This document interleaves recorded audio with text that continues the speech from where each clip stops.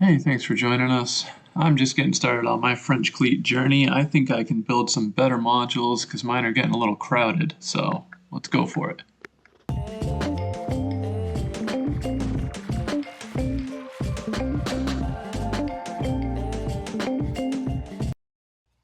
First off the scrap pile, just to see what we have to work with, I managed to find this MDF and these pieces of plywood. I also have these craft sticks, which are basically just miniature dowels that I have left over from other projects, so I'm going to use those as little runners to catch my hammers and chisels. So I'm just taking some time to mark out the inner walls of this module now. I'm taking my largest hammer and my smallest hammer and making sure they both fit well for how I have this designed in my brain.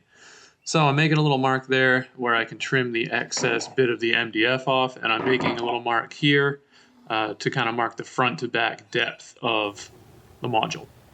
So now I'm taking these two craft sticks and putting them as if they're going to rest on the final module. Basically, they're going to act as two little rails that catch the heads of the hammer. So you can see it fits my biggest hammer, and it's going to fit my smallest hammer if I drill where I've marked. So over the table saw, we're going to start cutting off the excess of the MDF. Going to start a long ways. That first mark I made, bring this down to size. Then we're going to go ahead and turn this around. This is nice and square, so it rides the fence fine for this. And we are going to cut the other dimension. And take that off cut, go ahead and push that through, and that'll be our other side at the same exact size as the first. So now we're going to go over to the drill press. I'm going to take a bit that I think is going to match the dowel nice, and I'm going to check it. So we got a really good fit here. I'm definitely going to use that bit. But first, we're actually going to use a pilot bit. Okay, so I've got a smaller bit in there right now. With this little pilot bit, I'm going to go all the way through both pieces, and that's basically going to act as a template and make sure that both pieces have the holes in the same spot. Now we're going to swap the drill bit out, and then we're going to drill through partially with that bigger drill bit.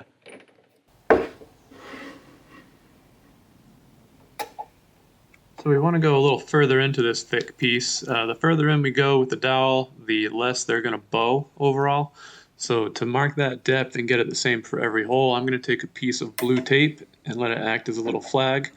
And what's cool about doing this is when you go to drill, when you see the dust get cleaned off your workpiece by the tape, that's the perfect moment to pull back out with the bit. You're there, you're at that depth.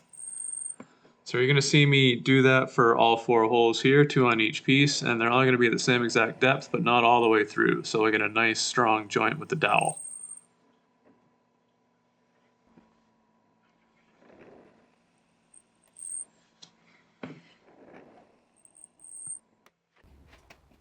Back over to the workbench, I am just dry fitting this all to make sure that it's going to work how I think it's going to work. Pretty basic, I know, but I still like to do it.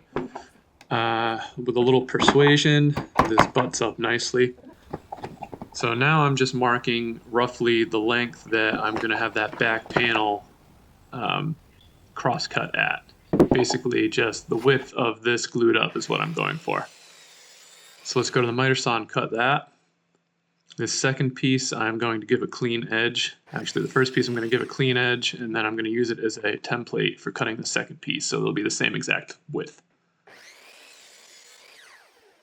The second piece is going to be a shelf that I use on the top of this module, but I realized it was a stupid idea. I wanted to put my hammers up from the bottom, but it still didn't work that way, so I ended up knocking it off.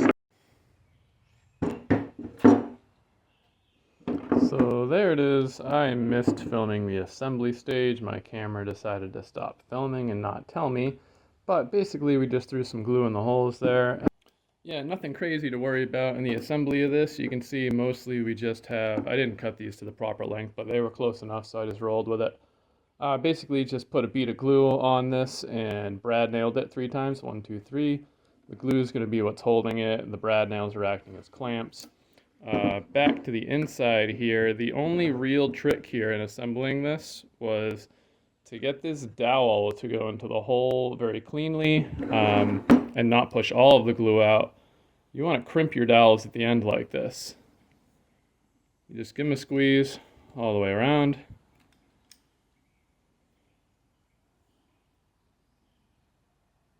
And they'll fit into the holes you drill for them way better. I'm going to build another module for my chisels real quickly, and then we will put cleat attachments on the backs of them both and get them on the wall. So I'm making these on the fly, so I'm going to take a little bit of time to measure and visualize. So again, I'm just marking basically what I want to cut off of this piece of MDF that I found to work with. I'm following the same process and drawing two little markers, trying to be a little more precise this time because I have less room to catch the top of the chisel than I do the top or the head of a hammer. So trying to be precise with those dowels. Bring that over to the miter saw actually rather than the table saw, cut this bit off.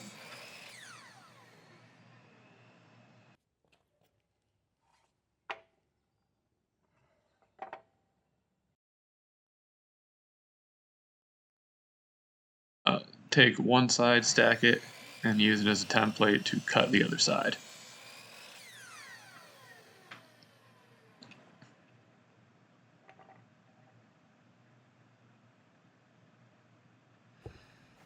Now it's back over to the drill press to repeat the same process as earlier. We're going to take a pilot bit and we're going to go through both pieces to line them up automatically and create a hole for the next bit to grab and drill perfectly accurately.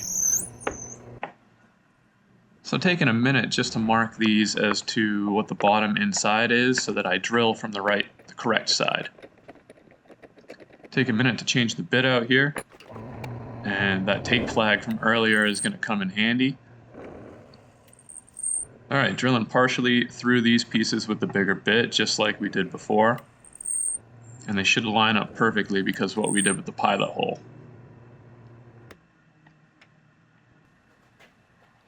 Back over to the workbench, we're going to be using Type Bond 3 to assemble this project. For no particular reason, I just had it on hand. It's good stuff.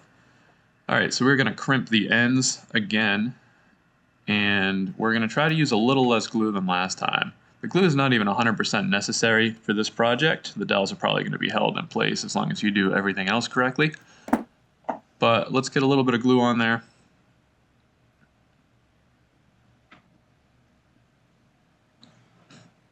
I'm also going to be using my rubber mallet to kind of pound these in place a little more firmly than last time.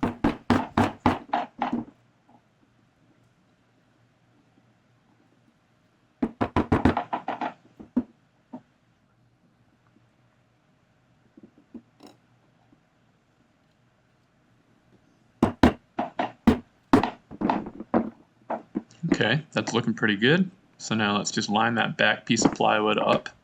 I cut it to a better length this time. Again, just a generous bead of glue. We're going to smoosh that around and spread that glue a little bit, and then we're going to shoot some brad nails into it. Just one brad nail in each corner should do it, 2 per side. I love this brad nailer. I don't know how I got along without it. Honestly, highly recommend one. If you don't have it, it will pay for itself.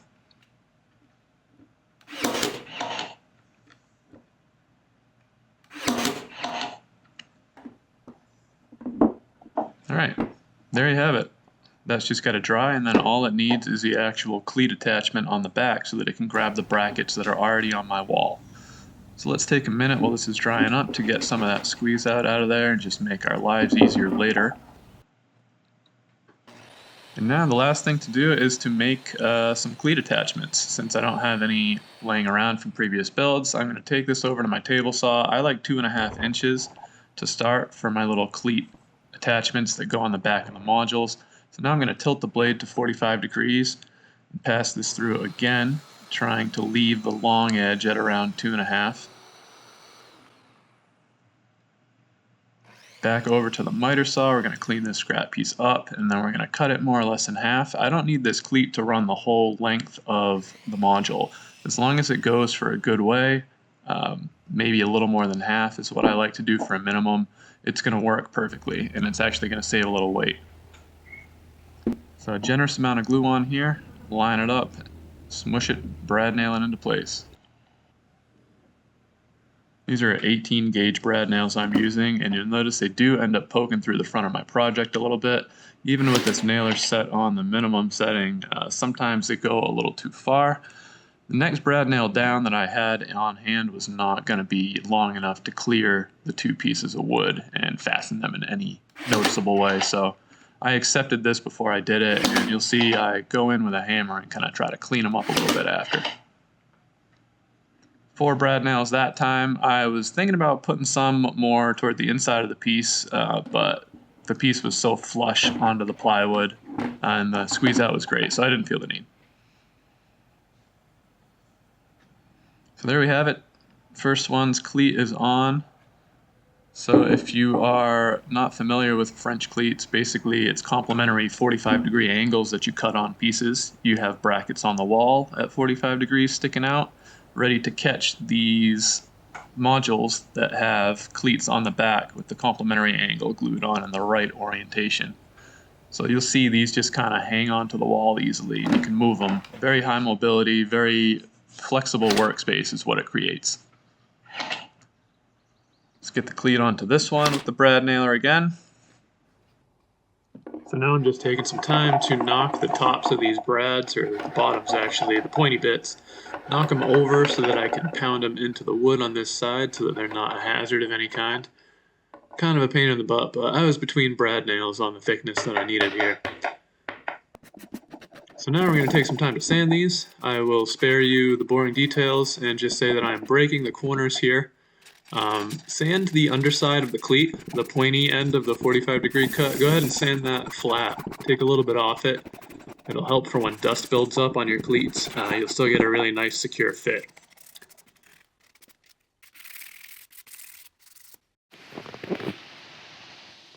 Raining pretty good now, we just missed it.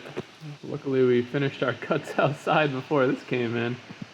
Anyhow, I just wanted to take a minute to show you. So I got one of these flipped over right now, right? You see my cleat here is glued on. I just took care to take all the glue out of this area here.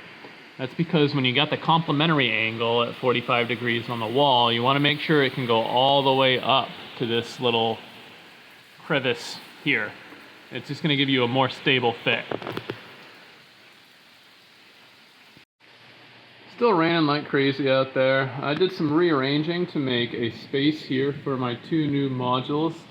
As soon as they're dry, we will get them on the wall and load them up. Make some space.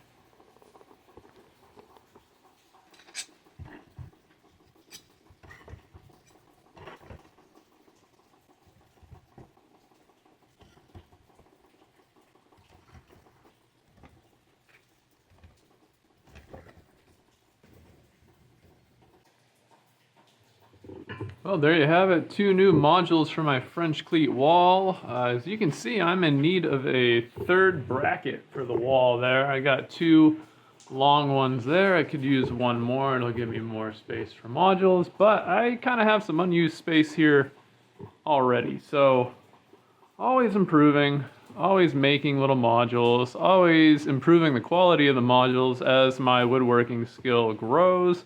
A lot of these are from way back in the day, don't even have straight shelves, but at the same time are insanely practical. Like this one here is just a dowel with a little plywood frame. It's bowed, but it's holding up so many clamps and just making me so much space by getting these on the wall. That insanely practical. So build whatever you can, whatever comes to mind. Like getting something onto the wall and off of your workbench is such a victory. So don't hesitate. They don't have to be perfect. You can always improve them as your skill grows. Just go ahead and make a French cleat module. It's fun. All right, till next time. Peace.